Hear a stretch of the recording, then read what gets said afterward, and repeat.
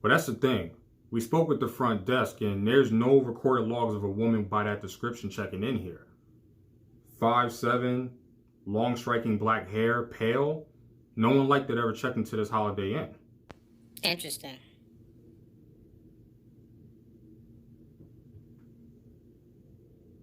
Detective, you okay?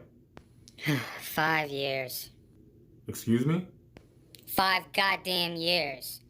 I've been on this case of a pale rider, and yet there's no fucking leads but just missing bodies. I've been on the same case since I was an operator 5 years ago, and now I'm a detective and I still can't crack this case.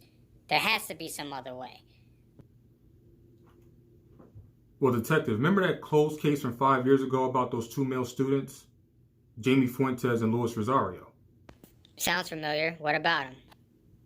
Well, 10 years ago today, they were checking into the same room that we're in right now. According to them, there was a woman that was going on about dreams, talking about superstitious reality, fantasies, about how your dreams become your future.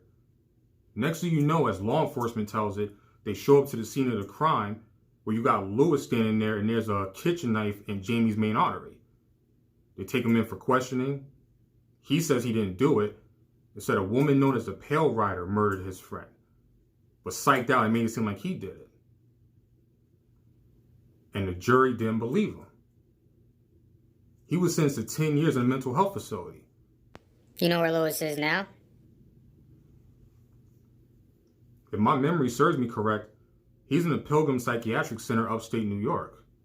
He's not going to remember the murder. He's saying Jamie's alive and well. I think he's still shocked about the events that lied 10 years ago. Looks like I'm gonna have to pay a visit to Lewis.